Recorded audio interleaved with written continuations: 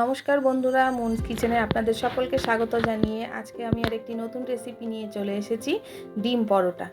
তো ডিম পরোটা বাচ্চাদের খুব প্রিয় জিনিস। মাখা বেলার ঝামেলা ছাড়াই আজ আমি আপনাদের খুব সহজ পদ্ধতিতে ডিম পরোটা করে দেখাবো। এই ডিম পরোটা করতে আমার কি লাগছে এখানে আমি নিয়ে এসেছি। তো দেখুন আজকে আমার এটা তৈরি করতে কি লাগছে। তো আজকে আমার ছোট মেয়েই আপনাদের দেখিয়ে দেবে যে আমার কি ইনগ্রিডিয়েন্টস লাগছে। তো প্রথমে নিয়ে নিয়েছি আমি 1 বাটি ময়দা,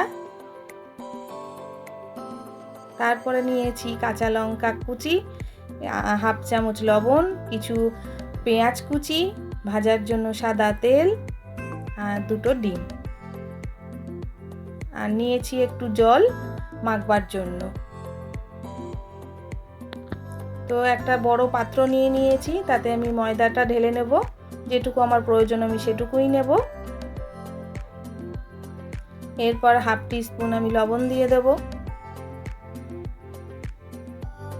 কুচো পেঁয়াজগুলো দিয়ে দেব,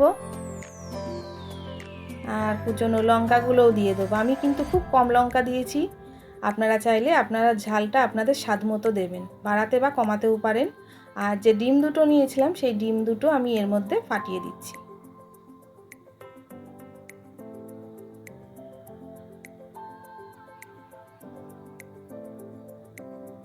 এবার ডিমগুলো দিয়ে সমস্ত কিছু দিয়ে ময়দার সঙ্গে খুব ভালো করে মেখে নিতে হবে। তো দেখুন আমার মেয়ে আজকে আপনাদের মেখে দেখাবে, ও বারে বারে বলছে মাখবে, কারণ স্পেশালি আজকে এটা আমি ওর জন্যই তৈরি করছি। বাচ্চারা খেতে ভীষণ ভালোবাসে, ভীষণ মুখরোচক হয়, একঘেয়েমি খাবার থেকে একটু অন্যরকম হয়। তো এখানে আমি অল্প অল্প জল দিয়ে ব্যাটারটা তৈরি করব, একবারে একসঙ্গে অনেক জল দেব না।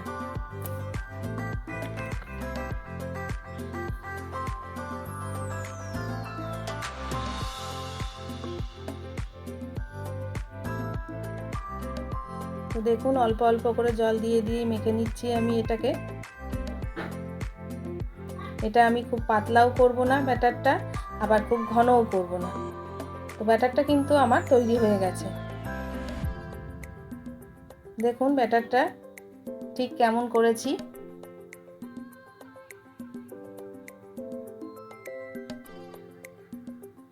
এইভাবে ভালো করে ফেটিয়ে নিতে হবে। ব্যাটারটা আমার তৈরি হয়ে গেছে। তো এবার চলুন সরাসরি আমরা চলে যাব ওভেনে। এবার আমি একটা তাওয়া বসিয়ে দিয়েছি, একটা এরকম তেজপাতা নিয়েছি, আর ভাজার জন্য তেল নিয়েছি।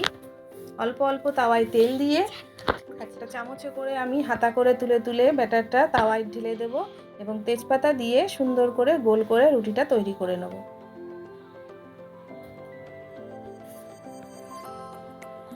পরোটাটা কি সুন্দর তাওয়া থেকে ছেড়ে এসেছে দেখুন, আর কেমন গোল্ডেন ব্রাউন কালার হয়েছে। প্রথম থেকে শেষ পর্যন্ত কিন্তু ওভেনের ফ্লেমটা কমিয়ে রাখতে হবে, তাহলে সেদ্ধটা ভালো হবে, না হলে পুড়ে যেতে পারে, কিন্তু ভেতরে কাঁচা থেকে যাবে। একইভাবে আমি প্রত্যেকটা পরোটা এইভাবে করে নেব, আর এইভাবে তেজপাতা দিয়ে স্প্রেড করে নেব। অল্প অল্প তেল দিতে হবে, তেলও বেশি লাগবে না, এবং খুব হেলদি ফুড, বাচ্চারা ভীষণ মজা করে খাবে এটা। আর এটা চটজলদি বাচ্চার স্কুলের টিফিন কি বড়দেরও অফিসের টিফিন করে দিতে পারেন। এক কথায় খুব সহজে ফাঁকিবাজি জলখাবার।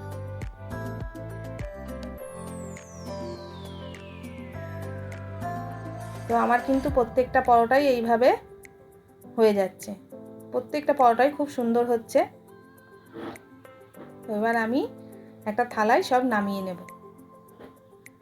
আমি সব পরোটাগুলো হয়ে গেছে, নামিয়ে নিয়েছি একটা থালার মধ্যে। দেখুন আমার কালারগুলো কত সুন্দর এসছে পরোটার।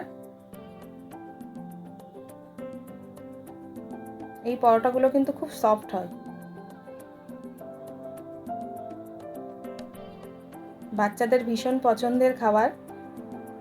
আর সব থেকে মজার ব্যাপার, মাখতে হবে না, বেলতে হবে না, খুব সহজেই তৈরি করা যাবে। তো একটা থালার মধ্যে আমি সার্ভ করে দিচ্ছি। রেসিপিটা কেমন লাগলো আপনারা কিন্তু অবশ্যই কমেন্টের মাধ্যমে জানাবেন। আর যদি ভালো লেগে থাকে তো একটা লাইক এবং শেয়ার করবেন ও অবশ্যই বাড়িতে বানিয়ে দেখবেন যে কেমন লাগছে। আশা করি ভালোই লাগবে।